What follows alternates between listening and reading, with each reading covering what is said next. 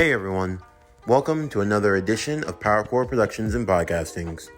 And in today's video, we continue Naruto DxD Heroes Return. What if Naruto was in high school DxD, Season 4, Part 4 of the Kyoto arc.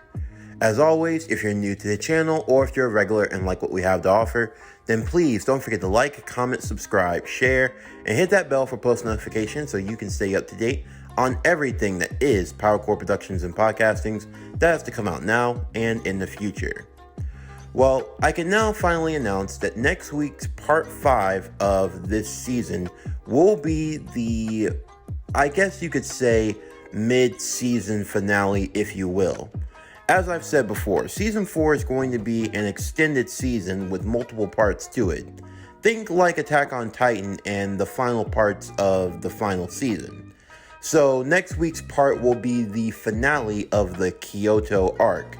Afterwards, this series is going to be going on a bit of a break as we have new stuff coming to the channel just around the corner, and in all honesty, I do need a break from making Naruto content. But I promise you, Season 4 will be back, and its next part and installment will arrive at a later date and time. But anyway, without further ado, let's get into today's video. So as always, sit back, relax, and enjoy the show.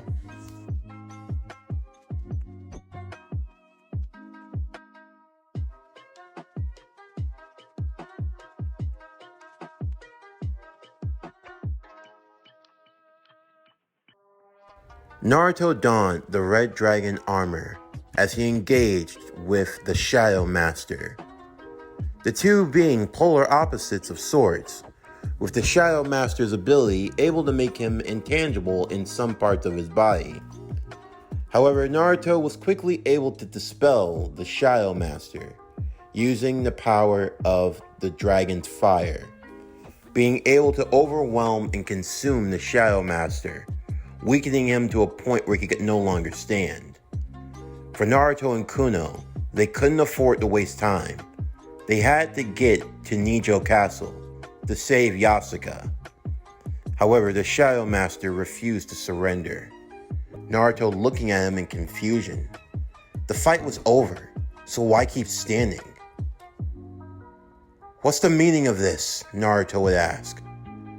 You're already beaten, so stand down. It's not over. For Master Soso, I'll keep fighting for however long it takes. But your master's just using you. Don't you see that? You're nothing but a tool to him. And what are you? You're nothing but a tool to the devil's scum. What makes you so different from me? I don't even understand you. What vendetta could you possibly have against those of another kind? Because those who are born with the sacred gears have always been used in this world. Don't you understand? In the grand scheme of things, humans are nothing more but pawns for the gods of this universe, always being used at the beckoning call in their whims. But yet they're so pathetic. They're so weak. They try to convert us over to their side, all because they can't bolster their own ranks.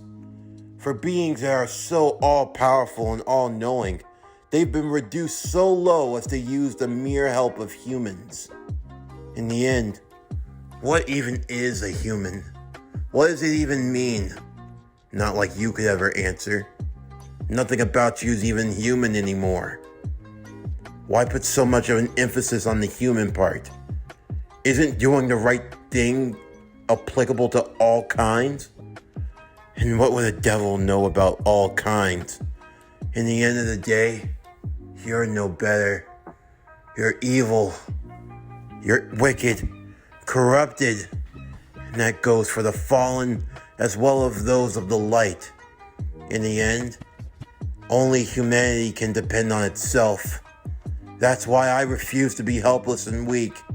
Soso showed me that path, and because of that, I will risk my life for him.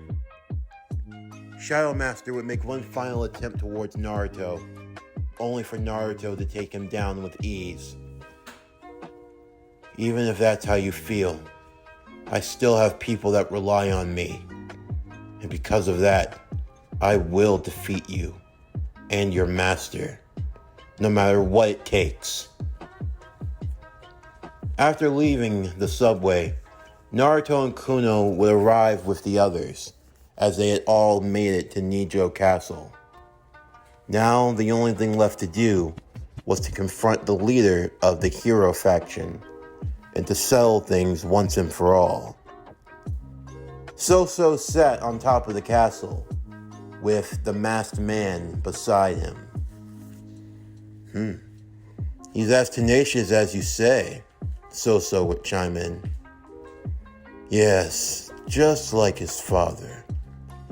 And that will be his undoing. I hope you're right about this, Soso would say. I sacrificed a lot of my comrades to make this happen. I hope yours are up to task. They are.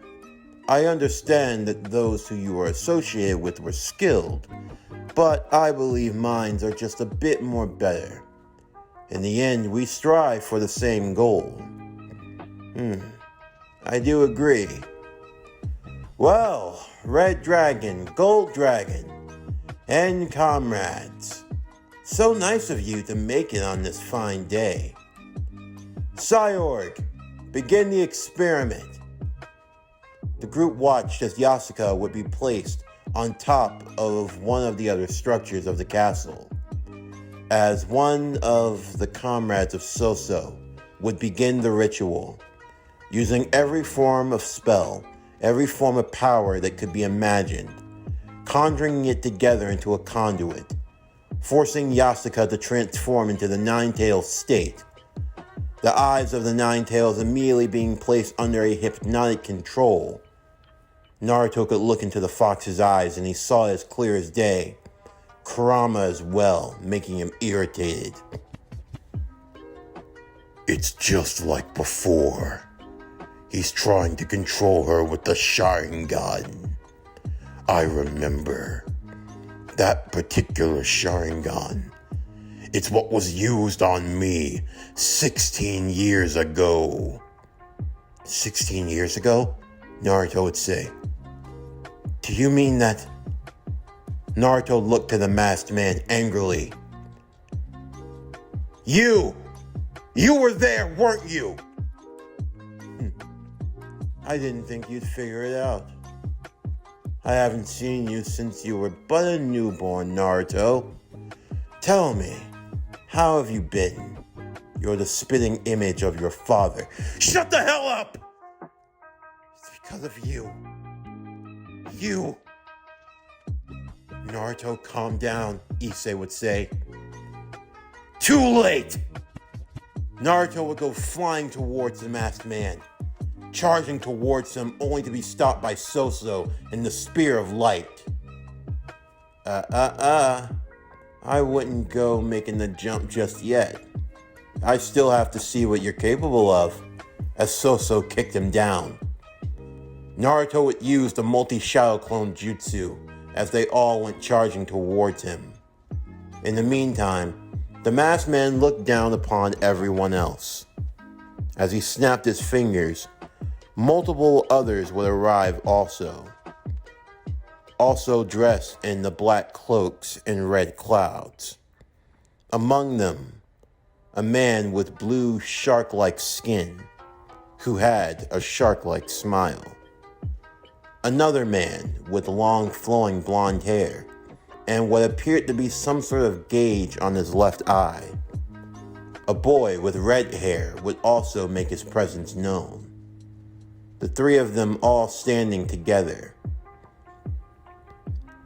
Well, Master, this world is definitely something else, and you've brought us some entertainment. This city, it looks like it could use some refinement. I'm ready to show it some true art. I see a lot of new play toys, on top of the ones I already acquired. Now, everyone, It's time to test your new abilities against this motley crew, to see if it was truly worth the effort and the price we paid. Indeed, I'm ready to see what we can do also. Kisame would raise both his arms into the air.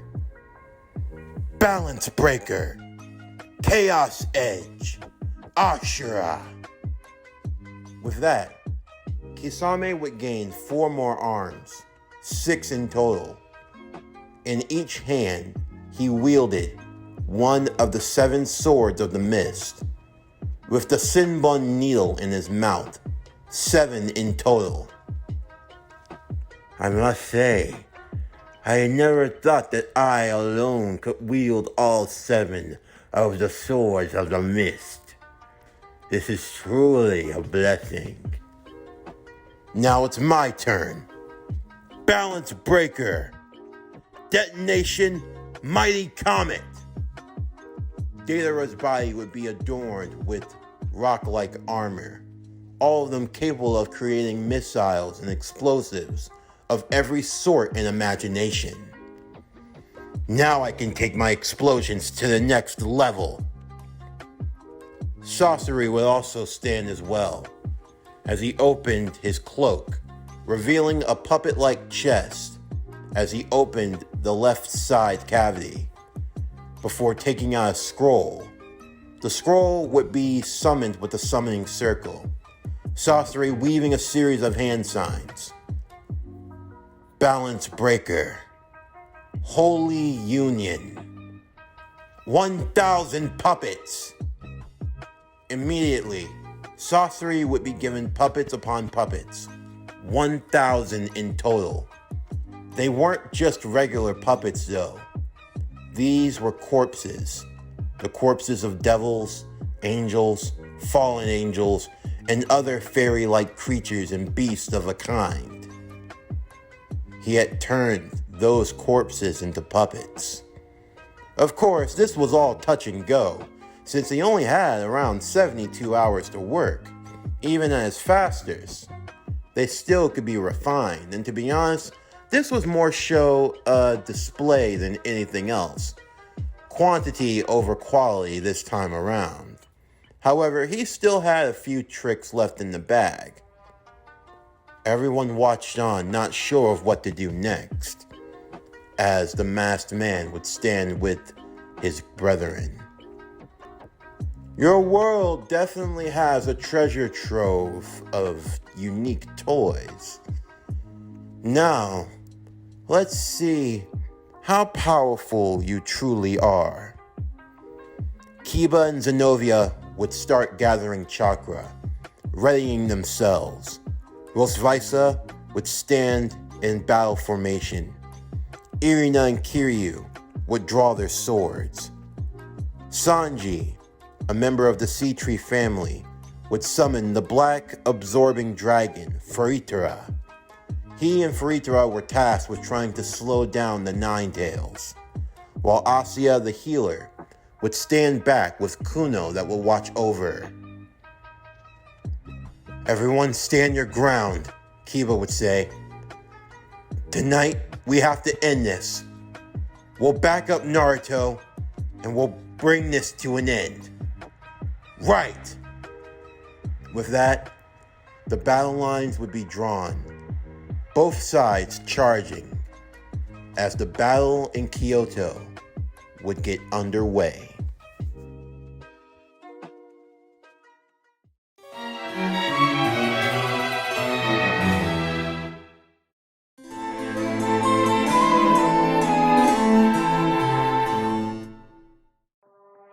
The site of Nijo Castle had turned into a battlefield, with fights ranging all across the land itself. Zenovia and Kiba would come face to face with the 7 wielding swordsman, Kisame Hoshigaki.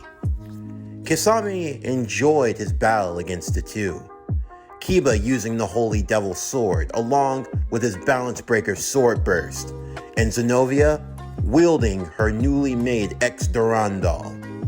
However, Kisame was definitely one to have a bag full of tricks. In a normal fight, if this were any other situation, Naruto's team would have had the advantage.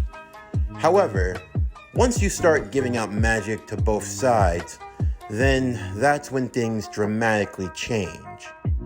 Kisame not only had the power now to match against these individuals, but unfortunately, he had way more experience. Kisame would take time to jest at the two as they all battled at once. You kids aren't so bad, I must say. Your swordsman skills are truly something to be admired. I don't know how to take that coming from you, Kiba would say. Consider it an honor. I have battled against many powerful swordsmen, and I must say, you two could definitely rival them in legend. However, there is something that you both truly lack, and that is the instincts of a true killer. And with that, Kisame was not wrong. It wasn't that Kiba and Zenobia weren't even decent killers in their own right. They had taken lives before. However, Kisame was on a whole different level. In the end, no matter how good they thought they were, these were still children. Children fighting against a man who had fought in countless battles, fought in wars, had seen and done things that even they themselves would find repugnant. Have you ever been forced to kill your own comrades? To do so without a moment's hesitation. To look into their eyes to see the hurt, the betrayal, because they never saw it coming. It was like putting down your own puppy. Or maybe your child. Something that depends on you. Something that relies on you. Something that trusts you with its entire life. And then you have to look them dead in their eyes as they lie dying on the ground, knowing that it was by your hands. Kisame had been in that position multiple times before. It hardened his heart. And because of that, he was just a bit more ruthless than even Kiba and Zenobia could have imagined. There was also Kiryu and Irina as they battled against Sasori's puppets. In terms of power, the puppets were of decent power, nothing that Kiryu and Irina couldn't handle, but there were just so many of them. They were so overwhelming. The mechanisms, the blades that they hid within themselves, they came from every which position. For them both, they were actually kind of sick. If they didn't know any better, they thought they might have recognized some of the angel puppets. What did you do to them? Irina would say. They were nothing but corpses. I gave them life, a new meaning. They are artwork that will truly never die. Kiryu would use rapidly to move quickly to try to get towards Sasori as she was managing to slice off his arm. They were our friends! You butchered them. You dug them from their graves. And you turned them into mindless weapons! You're gonna pay! The two of them would charge towards Sasori as he rebuilt his arm, and the battle would continue. Rosvisa, in the meantime, would be using every power she had from her Asgardian background as a battle Valkyrie to defend against the mighty explosions of Deidara.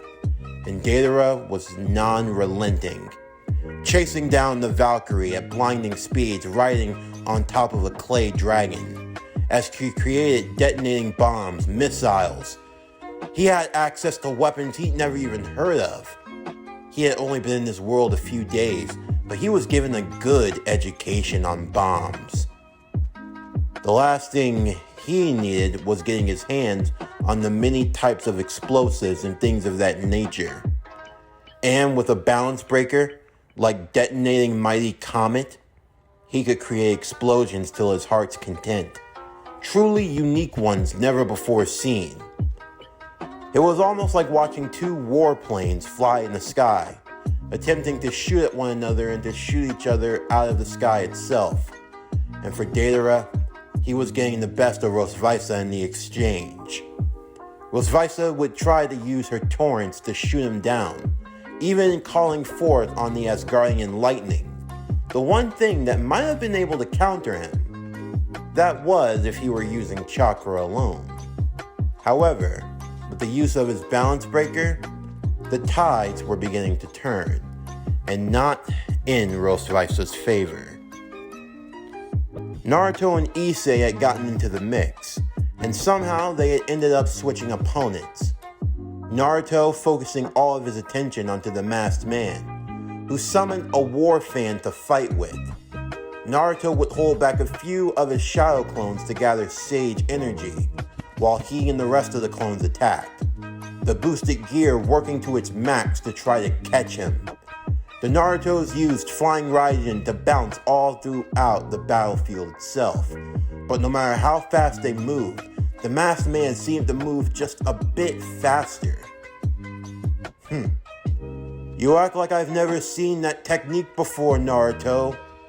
I was tagged by it once, and never again. I'm gonna catch you, you bastard! And then, I'm gonna rip you apart! That's what I like to see. Use that anger, Naruto. Come at me with everything you've got. In the meantime, Issei would battle against Soso. So, this is the best that the Gold Dragon Emperor can do. Issei wielding Ascalon as they collided, blade to blade. No point trying to get the upper hand on me. I'm not a devil, I'm an angel. Your power of light, it's not really much of a weakness. Issei would go for a slash, managing to cut off Soso's arm. However, Soso had managed to slash Issei across the chest, forcing him to use some of the Phoenix Tears to heal himself, as Soso did the same. Yeah, you're right about that. Can't actually harm you with light now, can I? But just because it doesn't act like a poison, doesn't mean that this spear isn't any less deadly. And besides, you're nowhere near as strong as you think you are. As the fight continued though, Issei realized that Soso was right. He wasn't as strong as he thought he was. How could he be? He still wasn't able to bring out his full potential. Meanwhile, Naruto had entered into the next level of his fight, ditching the dragon armor and entering into KCM2 no less, with the boosted gear still backing him.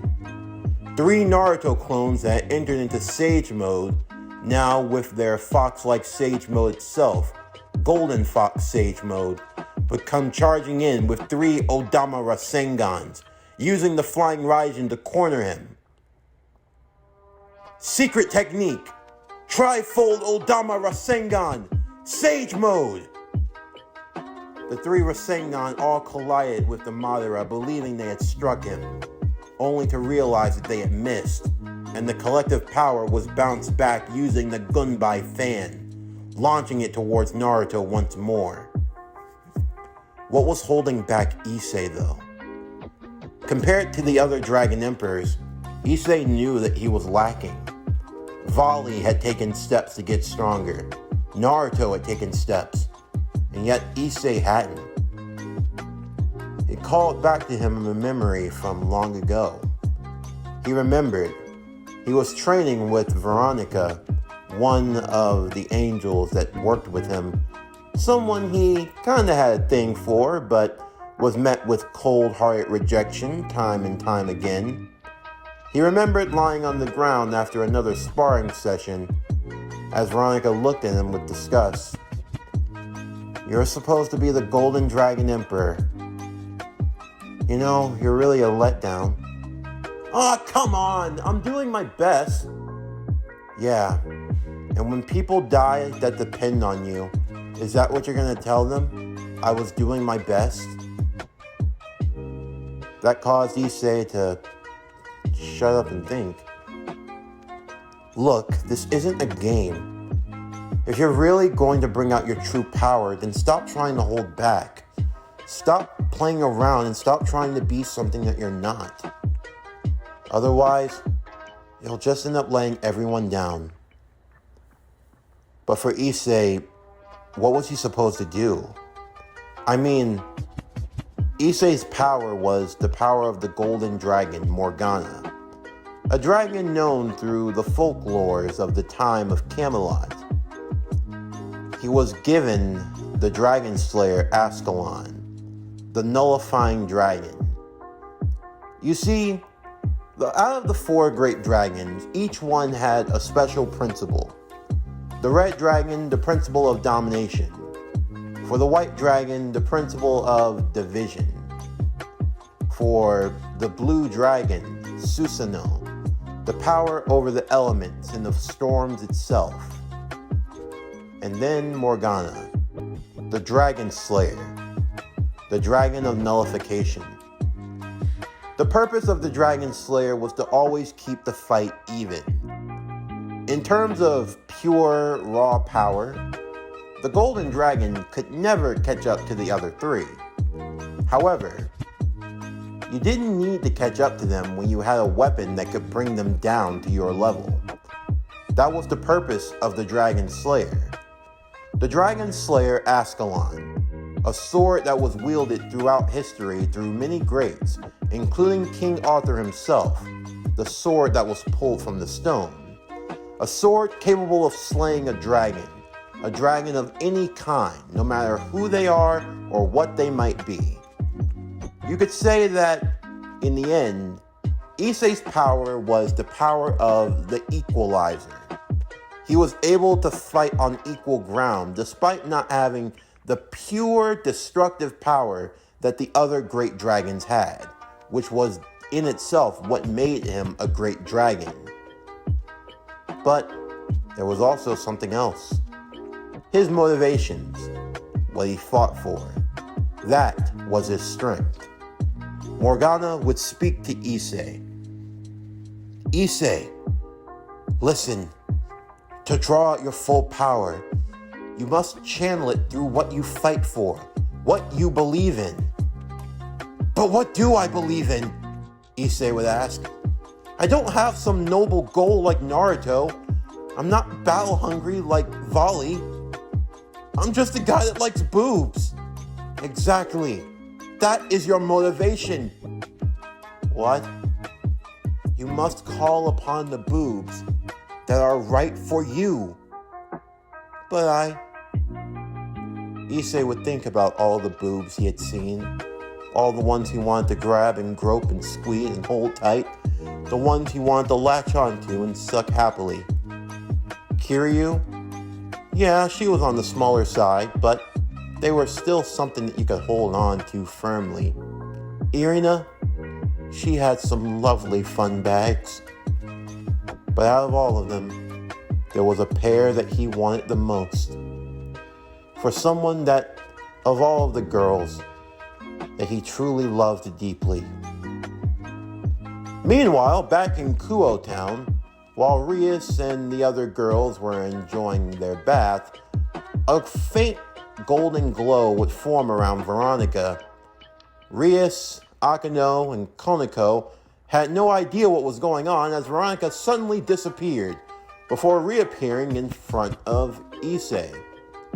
Soso, watching from a distance, not entirely sure of what was going on. So, the guy can summon boobs to the battlefield? Why am I not surprised? Issei? Veronica would say. Veronica! I'm so glad you're here. Listen, I have something I need to say to you, and you're gonna have to listen to me. What is all of this? Issei, what have you done? Listen, I love you. Huh? No, yes. Veronica, I've known you for a long time. Ever since I was brought to heaven, I didn't really know my purpose in life or what I was supposed to do, and to be honest, I still don't. You're right, I am a goofball, and a wingnut, and a knucklehead McSpazatron. I'm truly a pervert, the lowest of the low. I'm everything you could possibly think of. But if there's one thing that I've ever taken seriously in my entire life, it's how I feel for you, Kiryu, and Irina. I love and care for all three of you, and I would never let anything bad happen to you. I know this is hard for you to understand. It might even be hard for you to believe, but truly listen to me deep down when I say that there is not a single person that I would rather want to spend the rest of eternity with. Truly, I want you in my life, and I want to have you around. I never want to lose you, and I'll give everything that I have to defend and protect you and all of heaven. It's my duty as the Golden Dragon Emperor to protect what's mine and what I value most. And I value you above all else. Veronica was almost speechless. The boy done did it. What kind of love confession was this? Granted, to know that she was valued that much, more so than all of heaven, I mean, it would make any girl's heart flutter in that moment. But there was also the fact that Issei was the one that said it. Deep down, Veronica had feelings for Issei. It wasn't lost on anyone. It was just the fact that she just expected more of him. She didn't even mind him being a pervert sometimes. She just wanted him to take things a bit more seriously. She just wanted to see that side of him. That side that was assertive, that was serious, that was dominant. And now she was getting it on full display. It caused her heart to swoon some. That was until she realized that she was standing in a glowing aura, completely nude. That had to be explained, and that's when Issei's cheeky monkey-like smile would appear on his face. You see, Issei would say, I need to unlock my full potential, and to do that, I have to be who I am. So please, Issei looked to her as he asked with all seriousness, let me poke your titties. Are you serious? You call me all the way out here, you give me this great love confession, and then you ask for that? It's who I am. Veronica, you have to understand, I'm a lover of women. I'm just a lover boy. I'm a lover of all kinds.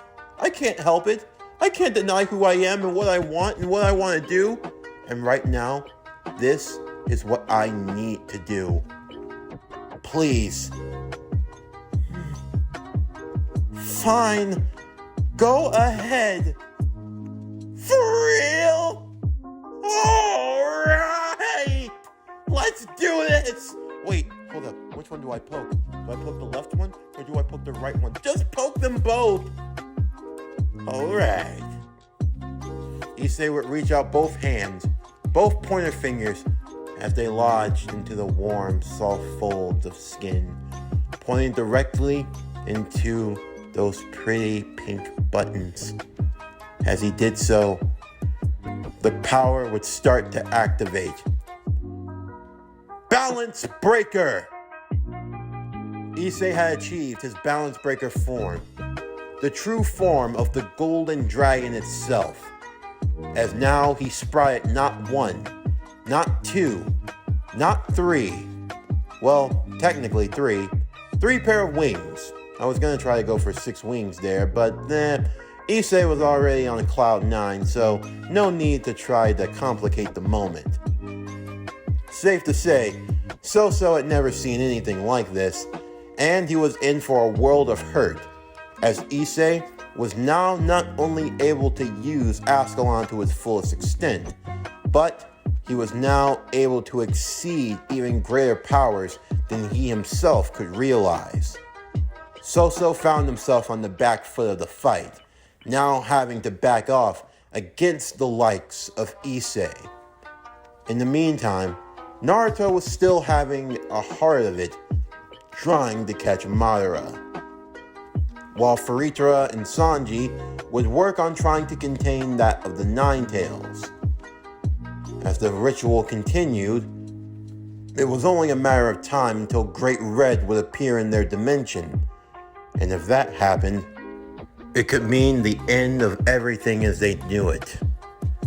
Naruto and Issei were rearing to go at full power. They knew they could keep fighting. However, their friends were a different story. As Zenovia, Kiba, Kiryu, Irina, Rosvisa were all thrown down at their feet. Naruto and Issei would check on their friends, as Asuya would heal them all from a distance.